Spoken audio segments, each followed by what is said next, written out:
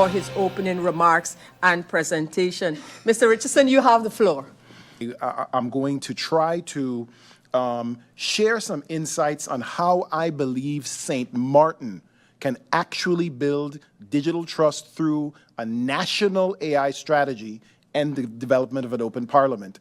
And I want to give you a framework for how this is actually feasible. This is something we've done professionally, lots of places before. And I'll take a step back from my presentation, actually, and reiterate what the president said. Indeed, I do these trainings, and I've been doing them, trainings, presentations about AI, et cetera, for well over 10 years. And I repeat constantly, one, AI is extremely unintelligent. It is absolutely what its name says. It is artificial intelligence. It is not real intelligence. It can mimic intelligence well. It is not artificial. It is not always learning. And because of that, it is probably this generation's, maybe even this century's, biggest opportunity maker that we have seen.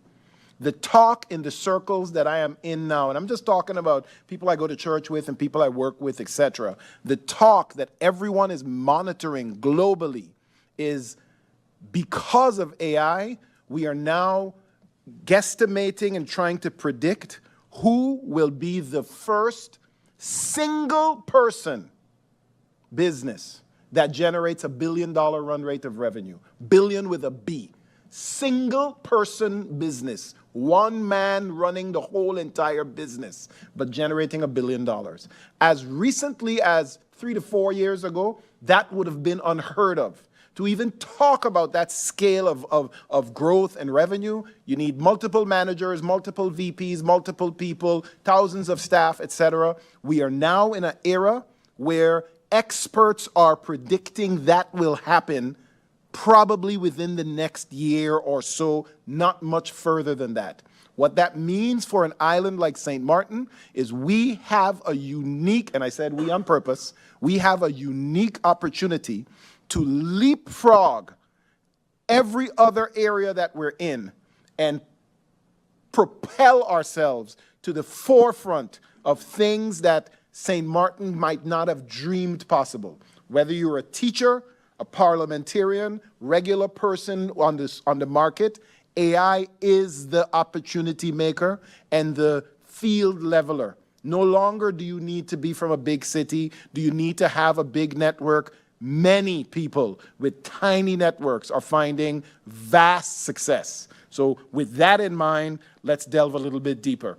I'm going to explore how digital trust depends on two fundamental ingredients. One is the ability to be confident and to give confidence to your populace of what we are saying is actually us saying it, and this is us saying it in a secure manner. So locking down and securing the ability to communicate data outwards. And the second component is the ability to handle, process, and analyze large volumes of data. Why is that important? Because that's really the difference maker of AI. While it is not infinitely intelligent or knowing all things, when you feed it data, you are able to tell it instantaneously, in most cases, process this data and then do stuff with it for me. And that's really where the big value is. So we'll talk a little bit about what it's good for, what it's not good for, and I want to leave you with a framework for how we can do this. Many times when I give this, and I've probably given this hundreds of times at this point, I'm quickly asked afterwards, and I expect I'll probably get this question from the audience as well. This is a lot. Where do we start? How do we do this? And the response I have canned and ready to go is that's the answer to how you eat an elephant. One tiny bite at a time. So I'm going to try to give you the framework of which are the bites that we can plan to take that will drive success. So with that, let's move on.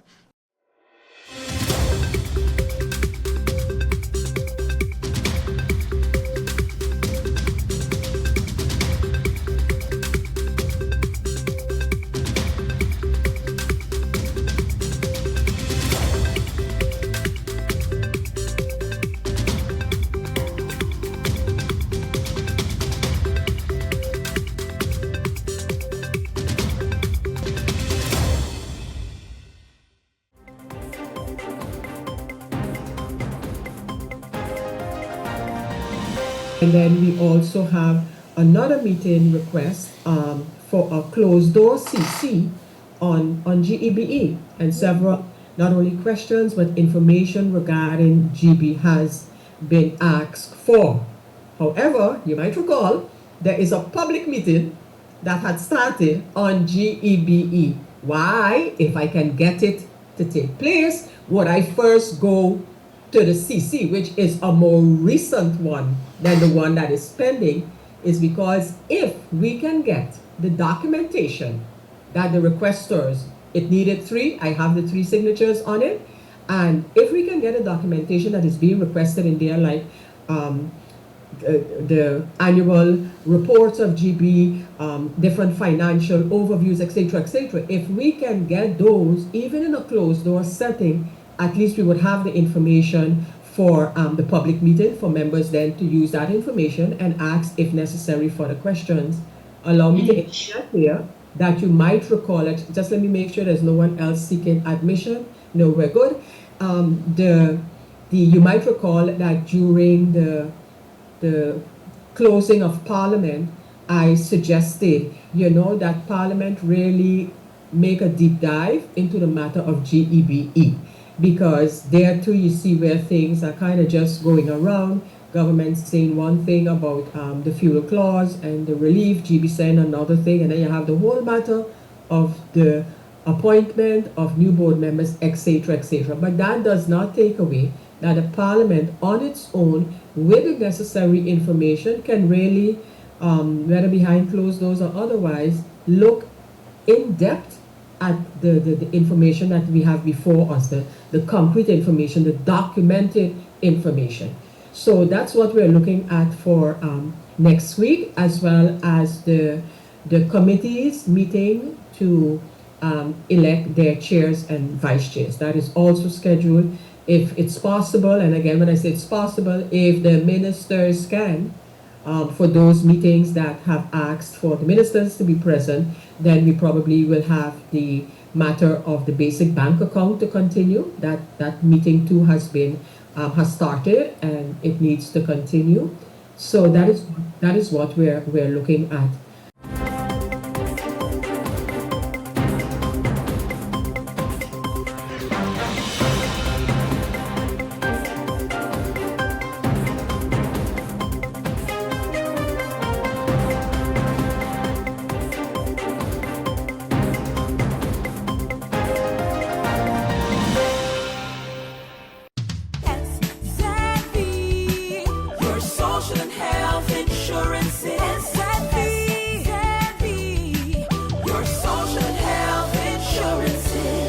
Are you SXM insured? Do you have a valid medical insurance status? SXM is cardless. Request your My SXM account today and enter the virtual office of SXM. Go to sxv.sx and sign up now. SXM, yeah, your social health insurances.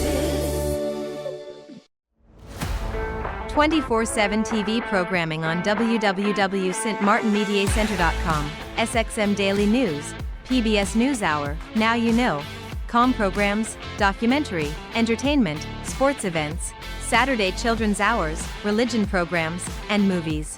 Click on SXM TV broadcast to see your favorite programs.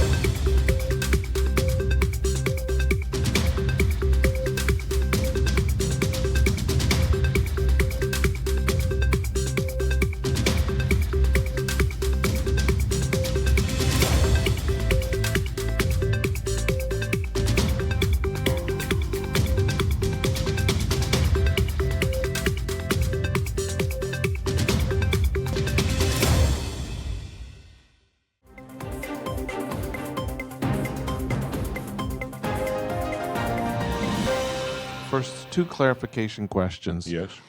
The Sister Marie Lawrence School, as I understood it, there was only one bidder, and that it was actually a foreign company. Yeah.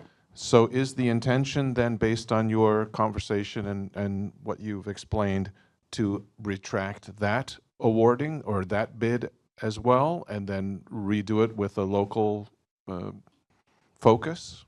Yes, that's the reason that we're going to restart the whole procedure. You're going to redo the Yes, Sister Marie we'll Lawrence as have well? to. Okay. Yeah.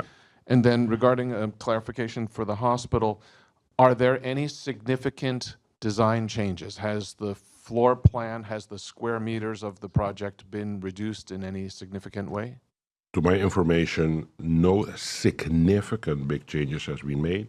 There should be some internal changes, but these I'm not aware of.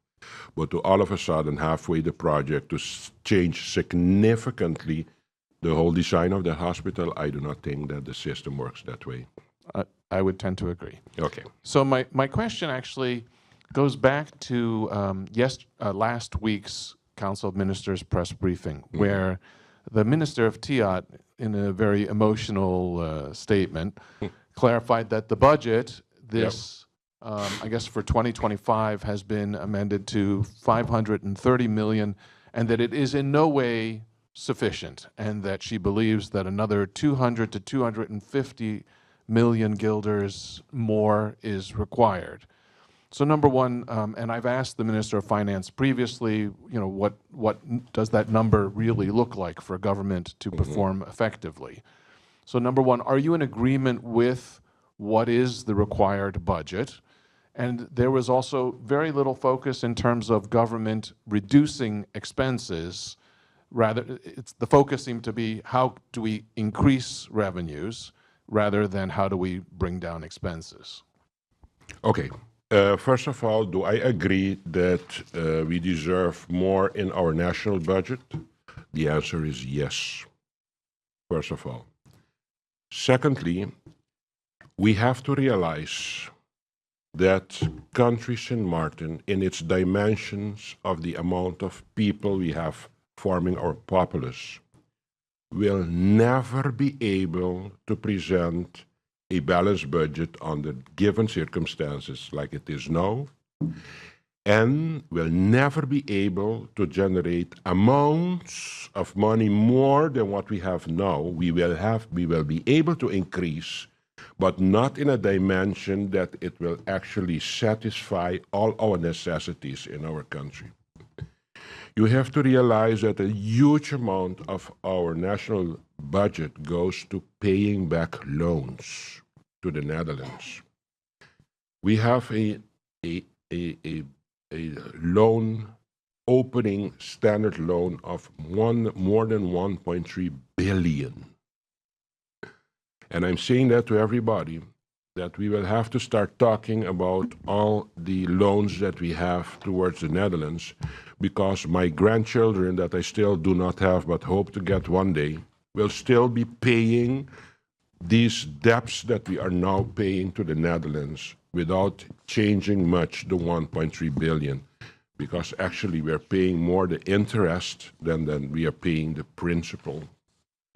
On the other side, there is an enormous drive for country status, for direction independence. And I continue stating that as long we cannot figure out a correct balance in, of course, diminishing expenses and increasing revenues, if we do not get to a more future balanced budget that can actually adhere to the necessities that a country needs to develop, it will be very difficult to talk about the independence that once in a blue moon I'm hearing all over the place. We want everything, but at the other side there is a price tag for everything that you want in life. And my task and responsibility is to make sure that one day I will get to that price tag for us to look at each other and say this is the moment that it's responsible for us to become independent. But these are future discussions. Mr. Emili, you have to realize, if I'm not mistaken, this is the 12th government since 10-10-10. and I'm the 8th prime minister of this country. The 7 before me were never able to balance a year budget for the country. Do you think that I'm so exceptional to balance a budget for country St. Martin while 7 before me has tried it? That is not the case. Because we are not so many people, but we have large expenses in this country. I can give you a figure that every time again I get the opportunity, I explain to the people. If we assume that St. Martin has 60,000 people living in, 15,000 are children, are they contributing premium for healthcare? No. We have 15,000 people above the 65, high consumption of care. Do they have a huge contribution after 65 years to premium? No.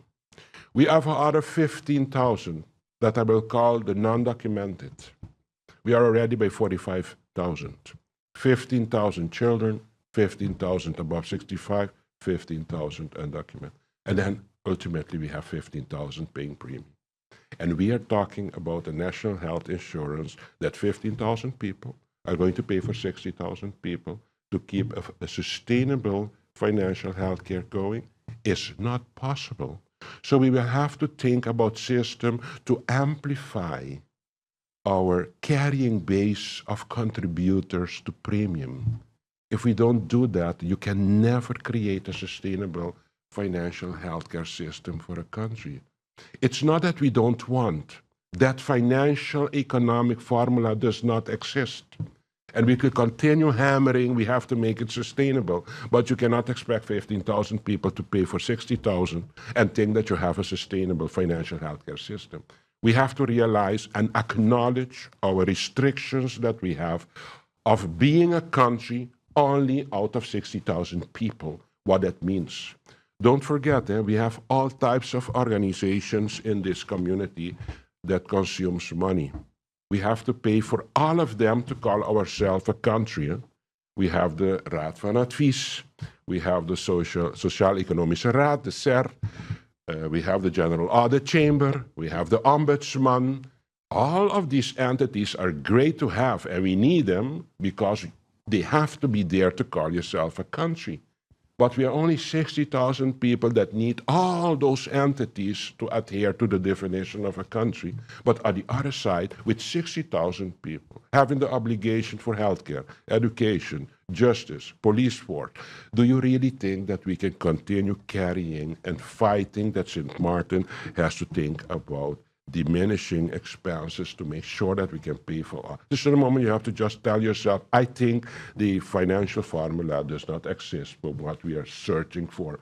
Because as I told you, 7 prime ministers before me thought about it, they were not successful. You really think I will have the magic formula to solve this problem? No, I have to be honest to myself and say that the reality of St. Martin is another reality than huge big countries. Because only about the statistics of more people contributing to healthcare premiums, for example, more people contributing to tax, etc. These are things that are going to work out at a certain moment that you can have a balanced budget in the future of a country.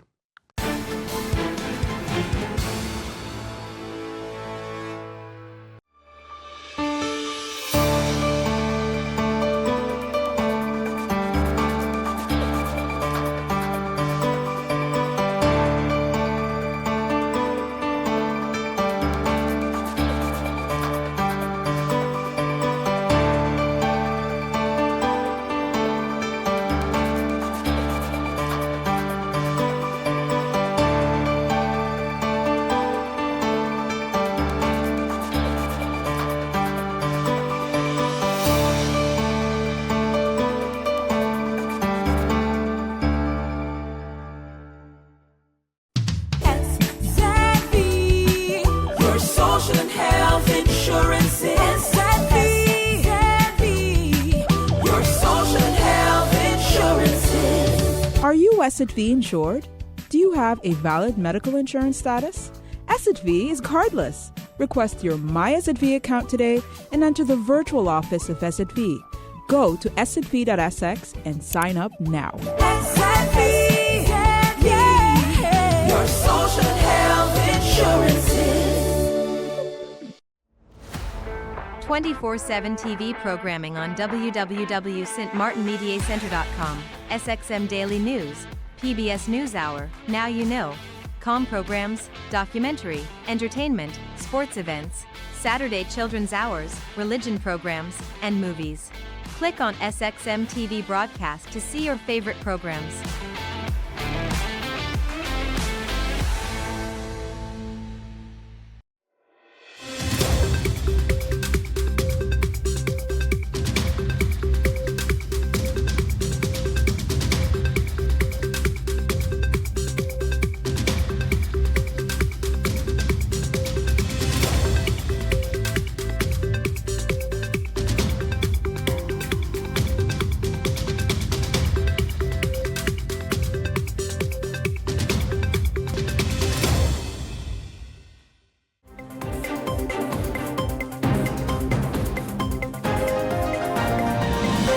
As you see, we do not follow his path fully, and even Ghana did not follow his path fully.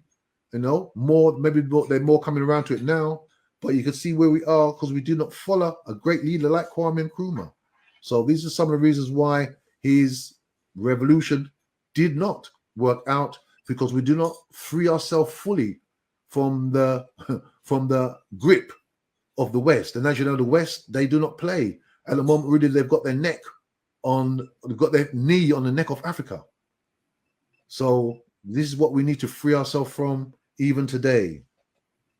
So yes, you go ahead, my brother. You got something? Yes, it's so great that you chose that quote, because one of the quotes that I came across that really touched me is as follows, and it goes along the similar lines of what you just said, and it goes as follows: Africa needs a new type of citizen, a dedicated, modest, honest, and an informed man. A man who submerges self in service to his nation and mankind. A man who abhors greed and detests vanity. A new type of man whose humanity is his strength and whose integrity is his greatness. You know, and that really touched me, because when I look at the life of the Honorable Nkrumah, I saw a revolution in his life, you know. And when I say revolution, I just talk about a radical change, okay? Because we know some of his backstory. He initially went abroad to study theology. After coming in contact with Harlem and those luminaries of that time, from John Henry Clark to Malcolm X to Carlos Cox and a few others, he realized that, and of course he came in contact with CLR James. Can't forget CLR James, right? Yes. And from there his worldview begin to form, along the lines of Pan-Africanism and such, right?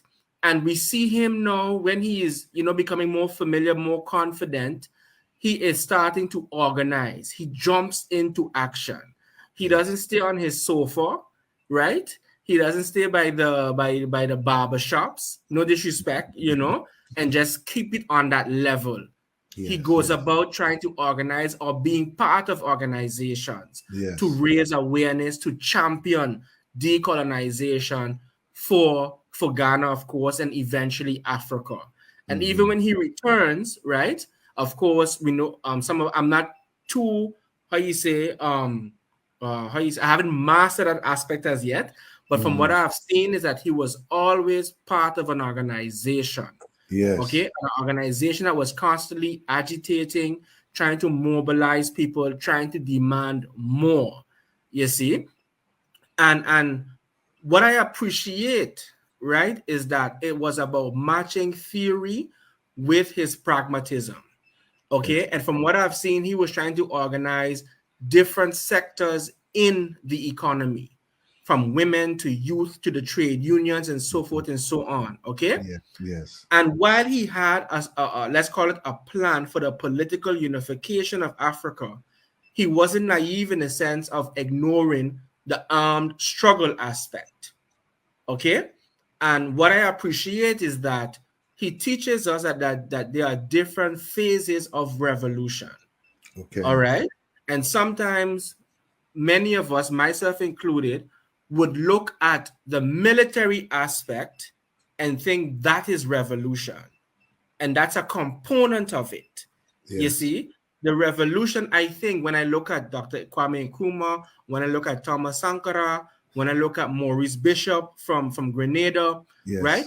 They really and truly looked at revolution as combating illiteracy and hunger and disease and Yes. education. You Mhm. see, those are Yes. some of the pillars of the unfinished work. Of course, we know, right? As long as we have not eradicated those borders, those colonial borders, as long as we do not have one government, one currency, one army, one passport, one foreign policy, right? We haven't gone as far as we should. Okay. Yeah. It always amazes me, Brother Jegna, that when I listen to some leaders, they talk about the wickedness of the West, right? But as you clearly said, we've been with them so long, we've taken on their ways, and we do it against ourselves, you know. And really and truly, the case in point is ECOWAS, and to be more specifically, the president of Nigeria, right at the time, who wanted to use military force against an African country instead of just dialoguing, you know. Yes. Yes. And Yes. I think again, as you correctly said it in your opening remarks, a number of the things that Kwame Nkrumah was confronted with is still here today. You know, it's changed a bit, but it's still here today. Yes. Yes. You know. I totally agree with my brother. I mean, what you just said is 100% correct. 100% correct. So Kwame Nkrumah, let me just say before that, organization is key. And remember that he went to the 5th Pan-African Congress in Manchester. And that was an organization, and that kind of inspired him. So when he went back to Ghana now, he was fired up. He said, I know what I need to do now. And he organized and he agitated with both male and female. And they said, we need our independence now. And that's what really fired him up. I've got a little quote here when he came from the Pan-African Congress held in Manchester. And this is from a book here I've been looking at. It's called The Life and Work of Kwame Nkrumah. Yeah. I just started reading that one. Yeah, excellent. I just started to read that one. It's a very good book. It's a very good book. I've only read pieces and bits of chapters. So it says here that he says his involvement in the Pan-African Congress in Manchester. So this is 1945, just after the Second World War. Remember, it was just finishing. Yes. So-called Second World War. So Nkrumah took an active part in organizing the meeting and formulating its platform. So we find 4 of the conclusions that emerged from the Manchester meeting to be significant in view of Nkrumah's later activities. So these 4 areas they said were significant in his life. And they are, A, is colonialism could be eradicated only through the concerted action of colonial people themselves. So it's not going to happen by the colonial people. It's not going to happen by accident or by praying. It only happens by concerted action. That's one of the points he took.